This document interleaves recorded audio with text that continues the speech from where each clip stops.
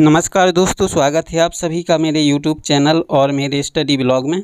जैसा कि आप सभी को पता है कि मैं यूपीएससी के लिए तैयारी करता हूं और अभी सुबह का टाइम है तो मैं अपना ऑप्शनल पढ़ रहा हूं। ऑप्शनल है मेरा हिंदी साहित्य और हिंदी साहित्य में मैं कहानी पढ़ रहा था। कहानी थी पूस की रात, जो मुंशी प्रेमचंद जी द्वारा लिखी गई है। वो एक किसान की दुर्दशा से संबंधित है और मैं भी एक किसान फैमिली से बिलोंग करता हूँ। मेरे पिताजी किसान हैं, तो मुझे जो संघर्ष करने की क्षमता है और मेहनत करने की जो कैपेसिटी है वो विरासत में ही मिली हुई है। तो मेहनत करने से तो बिल्कुल भी नहीं डरता हूँ, क्योंकि सपना ही बहुत बड़ा देखा हुआ है। तो उस सपने के लिए खुद को झोंकना ही पड़ेगा, मेहनत करनी ही पड़ेगी। तो मैं लगातार मेहनत कर रहा हूँ, आप लोग भी लगातार मेहनत करिए, क्योंकि हार्ड वर्क या मेहनत कहें तो एकमात्र यही हमारे पास सहारा है जो हमें इस दलदल से बाहर निकाल सकती है। क्योंकि जो भी गरीब फैमिली से बिलोंग करते हैं उनके लिए मेहनत और पढ़ाई यही दो मात्र जरिया हैं जिनकी वजह से वो अपने आप को ऊपर उठा सकते हैं, अपना स्टेटस बदल सकते हैं, अपने परिवार की जो दुर्दशा है उसको सुधार सकते हैं। तो मेहनत करने से तो बिल्कुल भी मत डरिए, मेहनत करते रहिए, लगातार मेहनत करते रहिए।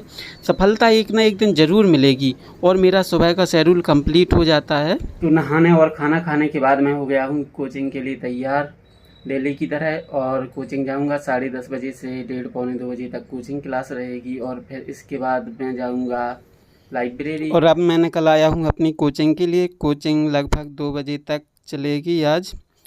इन लोगों को मेहनत करते हुए देखकर मुझे अपने आप में भी एक मोटिवेशन मिला कि इनके सामने मेरा संघर्ष ना के बराबर है, क्योंकि मुझे तो सिर्फ बैठ के पढ़ाई लिखाई ही करनी होती है।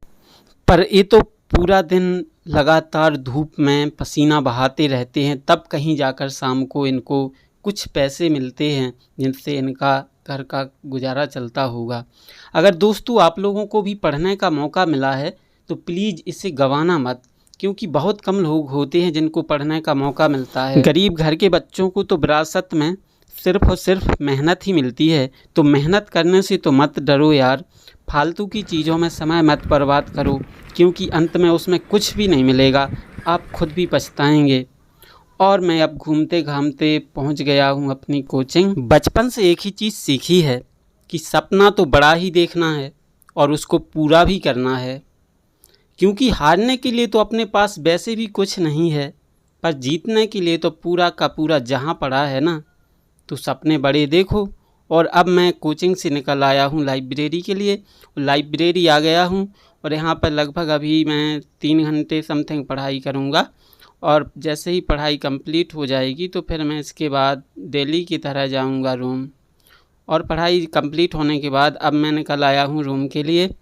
खाना खाऊँगा और कुछ समय रेस्ट करूँगा और रेस्ट करने के बाद फिर से लाइब्रेरी जाऊंगा। कुछ समय रेस्ट करने के बाद मैं आ गया हूं अब फिर से लाइब्रेरी। और लाइब्रेरी में अब मैं पढ़ने वाला हूं यहां पर गवर्नेंस, क्योंकि गवर्नेंस का टॉपिक मैं कंप्लीट कर रहा हूं, तो अभी मेरा कंप्लीट नहीं हुआ है। और कुछ टाइम पढ़ने के बाद मैं अब जा रहा हूं मंदिर, क्योंकि आज है मंगलवार और मैं हर मंगलवार को हनुमान टोरिया जाता हूँ, हनुमान जी के मंदिर जाता हूँ। जब हम लगातार पढ़ाई करते रहते हैं तो हमारा मन ऊब जाता है, तो हमें सप्ताह में किसी एक दिन खुद को भी समय देना चाहिए। मुझे है पसंद मंदिर जाना, क्योंकि वहाँ जाकर बहुत सुकून मिलता है और अपने आप में एक पॉजिटिव एनर्जी भी मिलती है। क्योंकि सफलता पाना है तो माता पिता का आशीर्वाद, खुद पर भरोसा, लगातार मेहनत और ईश्वर में आस्था, ये चीज़ें होना बहुत ज़्यादा ज़रूरी है।